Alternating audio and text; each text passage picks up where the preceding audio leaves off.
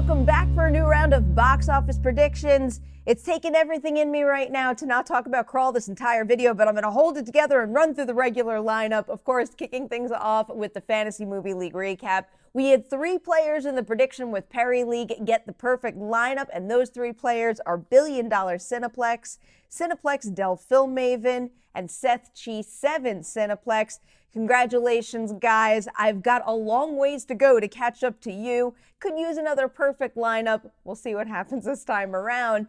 As for the numbers from last weekend, I'm pretty satisfied with where I came in on Spider-Man Far From Home. It wound up making $92.6 million over the course of the 3-day weekend. Toy Story 4 took the 2 spot with a very minimal 43.3% drop, letting it take another $33.9 million to the bank. Yesterday also held strong. That one made $10.1 million after only a 40.9% drop. Annabelle Comes Home had a much stronger hold than what I predicted, so it's the one that took the 4 spot with ease thanks to a $9.5 million weekend 2 total. And then Aladdin had yet another sub 30% dip, dropping just 25.7% last weekend and making another $7.5 million, taking the 5 position, and then it was Midsummer at number 6 with $6.6 million.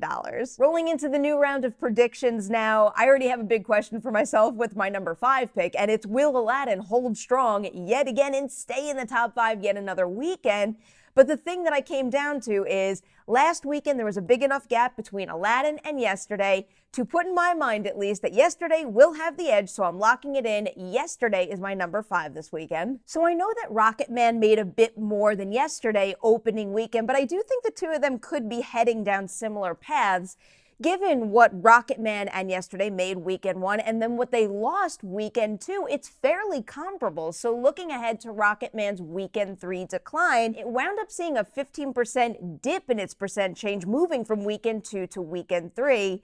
I'm not willing to take that big of a risk on yesterday, but let's say I bring last weekend's percent change down 5% for that one. That means it's only going to see a loss of 35% and still make another $6.5 million. Moving on to number 4 now, this is actually where I have the new release Stuber. We haven't really seen very many recent studio comedies do very well, and I don't think that's going to change with this one, especially because it seems like it hasn't gotten the biggest promotional push. And of course, Stuber was a Fox movie that went over to Disney thanks to the merger, so perhaps that played a part in the marketing campaign.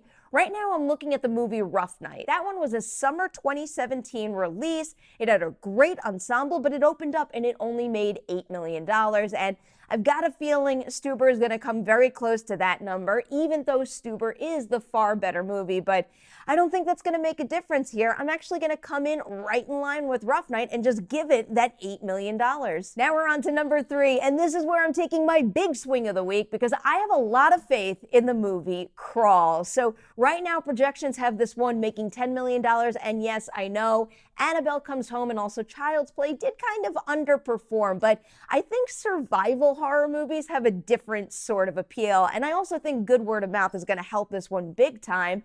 Looking at an obvious comp for this, I move over to The Shallows. It hit theaters in the summer of 2016, and when that one opened, it popped nicely. It made $16.8 million opening weekend, and I actually don't think Crawl is going to be all that far behind. I'm locking in $15 million for Crawl's opening weekend. All right, now we're at number 2 here, and that is where I'm keeping Toy Story 4. If I go right back to the Toy Story 3 comp, it's a sign that Toy Story 4 is going to be in very good shape this weekend because moving from weekend 3 to weekend 4, Toy Story 3 saw its percent change decline, and given the fact that Toy Story 4 also had the luxury to see its percent change decline in weekend 2 to 3, I think it's going to be going down that same path. So looking at Toy Story 3's dip from weekend 3 to weekend 4, that percent change came down from 49% to 30.6%. That's a really big drop, and I think it's a little too much for me to commit to right now, but I do think the trend is pointing towards last weekend's Toy Story 4 drop coming down maybe from 43.3%. I'm comfortable with 35%. That's what I'm giving it here, and that means it's making another $22 million. And now it's on to number 1, and that means we are back with Spider-Man Far From Home. Thanks to the 3-day total that this one posted last weekend, it's officially the 16th highest opening for an MCU movie, and that puts it right behind Guardians of the Galaxy, which kicked off its run with $94 million. The thing is, though, Guardians of the Galaxy had a traditional 3-day weekend. Spider-Man Far From Home had that really long 6-day weekend. So I do think that because it had that longer opening weekend run, it brought down the 3-day total. So instead, I want to compare it to Spider-Man Homecoming. Weekend 2, that movie dropped 62.2%. But when I look at what it was up against, it was facing the opening weekend of War for the Planet of the Apes. And I think that's much bigger competition and more direct competition than the combination of Crawl and Stuber this weekend. So I still want to bring that percent change down. And I think I'm going to bring it all the way down to 53% and give Spider-Man Far From Home another $43.5 million this weekend. And that means it's time for our recap. I've got Spider-Man Far From Home topping the charts with $43.5 million.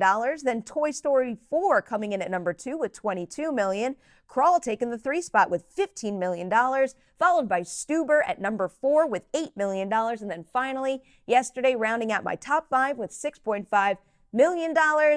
All right, guys, that's it for me, and clearly that was it long ago for Dewey as well, but now I leave it in your hands. Hit the comments section below, share your top 5 rankings right there, and don't forget, lock those Fantasy Movie League lineups. If you're new to the game, you could find the URL and also the password to join the Predictions with Perri League in the description section of this video.